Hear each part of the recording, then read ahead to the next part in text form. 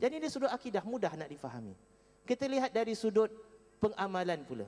Islam itu, ibadat itu, fikihnya. Tadi akidahnya, sekarang fikihnya. Apabila saya katakan tadi kriteria keindahan tu 2M, iaitu yang mudah difahami, yang mudah diamalkan dan juga yang menyeluruh, komprehensif, ini kita dapat lihat dari sudut fikih Islam. Tidak ada mana-mana agama di dunia ini yang menerangkan hukum hakam yang bersangkut paut kepada kehidupan manusia daripada sekecil-kecilnya sehingga sebesar-besarnya. Daripada dalam rahim sehinggalah ke liang lahat. Tidak ada kecuali Islam itu sendiri. Islam ada ibadahnya, bagaimana hubungan kita dengan Allah, haji, puasa kita dan sebagainya.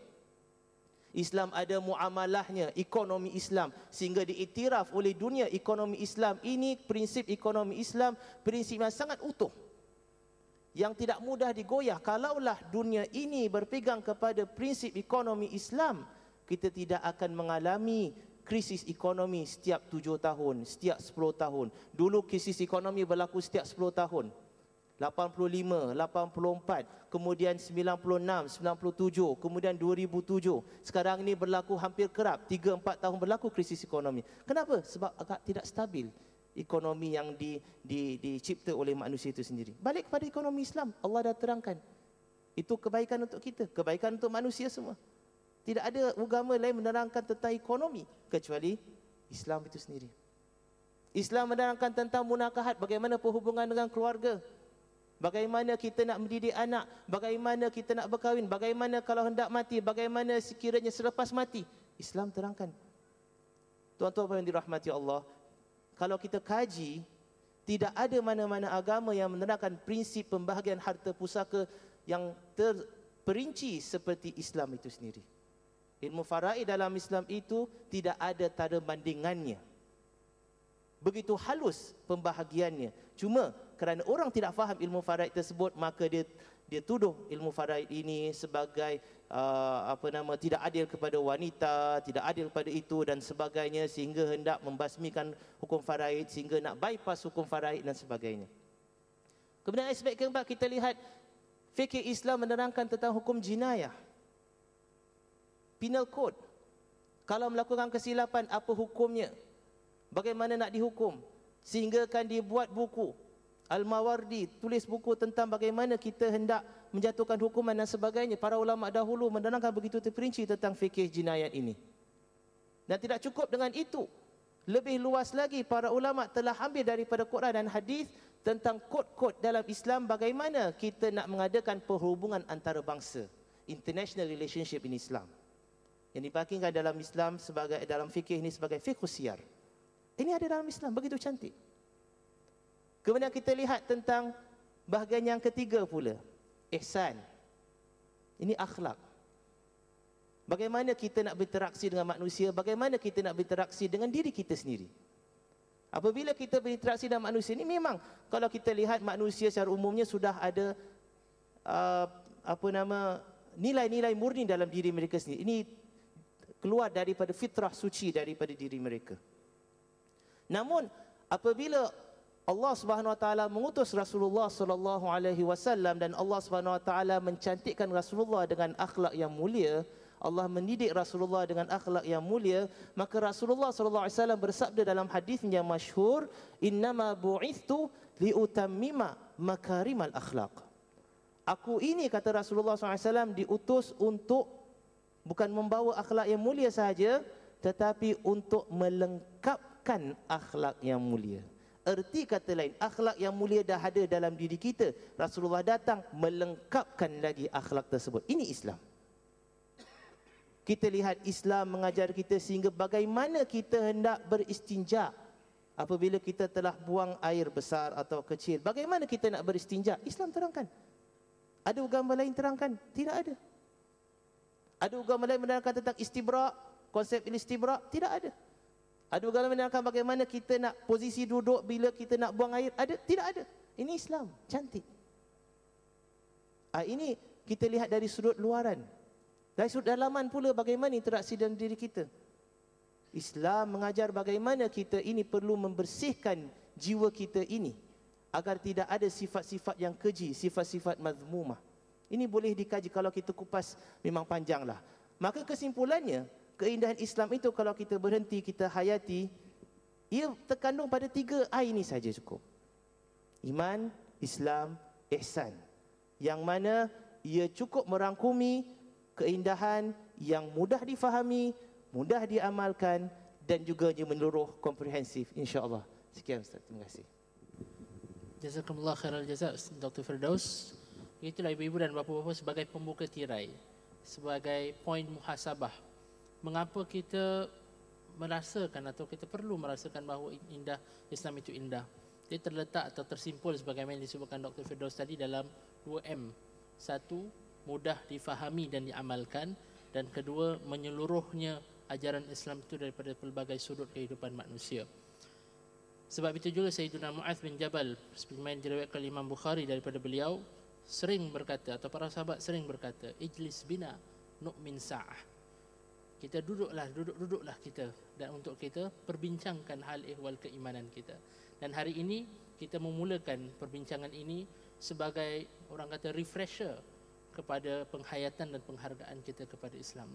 Dan dengan itu, ya, saya ingin lanjutkanlah soalan kedua kepada yang berbahagia Profesor Madya Dr. Asri.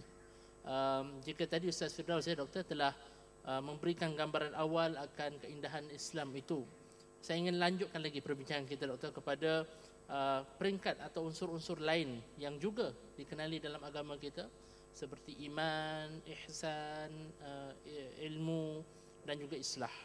Mungkin Doktor dapat lagi mencerahkan atau menerangkan apakah hubungan keempat-empat unsur ini dengan Islam dan bagaimana keempat-empat unsur ini dapat lebih menonjolkan lagi keindahannya. Silakan, Doktor.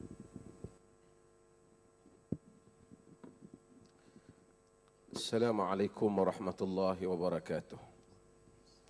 Alhamdulillah wassalatu wassalamu ala Rasulillah wa ba'd. Al-Fadil urusi Al-Fadil ahli panel yang pertama, Dr. Firdaus dan Dr. Syed Khairuddin, hadirin dan hadirat sekalian. Dia pengurusi dan dua-dua ahli panel ni kelihatan begitu segak sekali dengan suit. Saya pakai baju Melayu, orang kampung ni. Dah saya orang luar. Dia orang share satu tempat, saya sorang-sorang kat sini.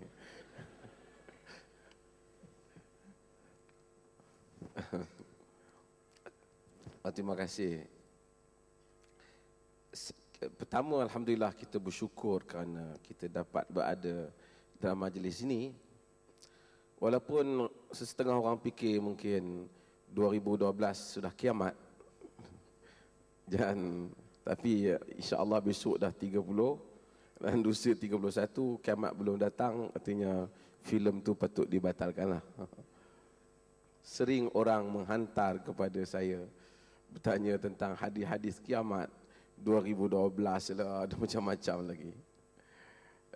Ulama-ulama hadis, selingan pengurusi, ulama-ulama hadis mereka buat beberapa kaedah, terutama Al-Imam Ibn Qayyim dalam karya yang terkenal Al-Manarul Munif. Bagaimana untuk orang mengetahui tentang hadis palsu. Hadis palsu ni, hadis ni dapat diketahui melalui dua jalan lah. Pertama, kita mengetahuinya melalui sanad, the chain of narration. Para perawi, narrators, transmitters ni, rawi ni, kita tengok dia macam mana latar belakang dia, pembohong ke apa, kita tahu hadis. Tapi untuk orang awam, sukarlah. Mana nak kenal nama-nama para perawi yang besar-besar, dan ini memerlukan ahli hadis. Lalu orang bertanya kepada Al-Imam Ibn Qayyim, bagaimana mungkin hadis palsu dapat diketahui hanya dengan melihat kepada teks, kepada matan, tanpa melihat kepada sanad. Jadi Imam Ibn Qayyim kata ini satu ilmu azim.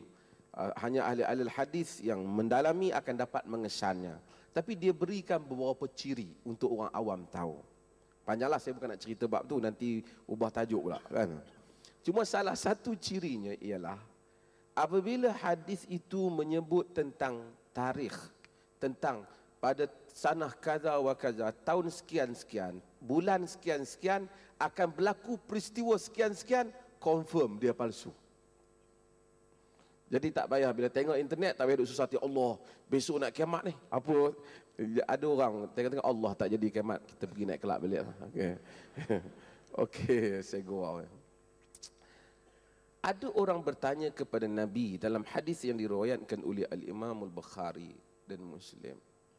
Orang bertanya kepada Nabi SAW.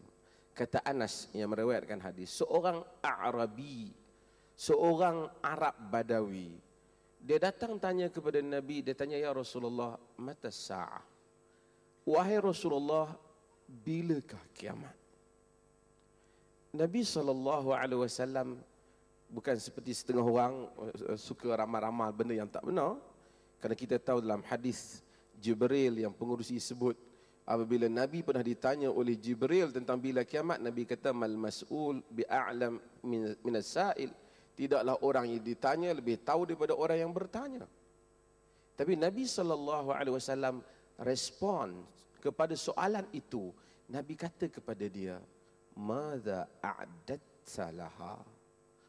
Apa yang telah engkau siapkan dirimu untuk menghadapi kiamat? Kau tanya tarikhnya, kau bersiap apa nak hadapi kiamat?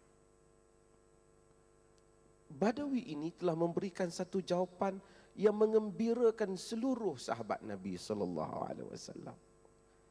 Kata orang Badui ini, ma'adatu kathir as-salah wala siyam, walakinni uhibbullah, ghaira anni uhibbullah wa rasulah. Aku tidak bersiap dengan banyaknya sembahyang, tidak juga dengan banyaknya puasa, tapi aku sayangkan Allah dan Rasulnya.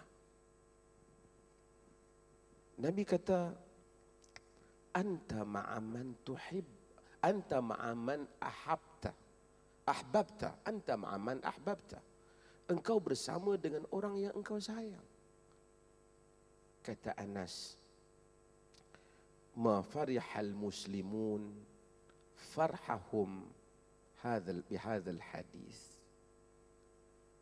Inni uhibbu Rasulullah wa uhibbu Aba Bakrin wa Umar wa arju an ub'atha ma'ahum wa in lam a'mal mithla a'malihim.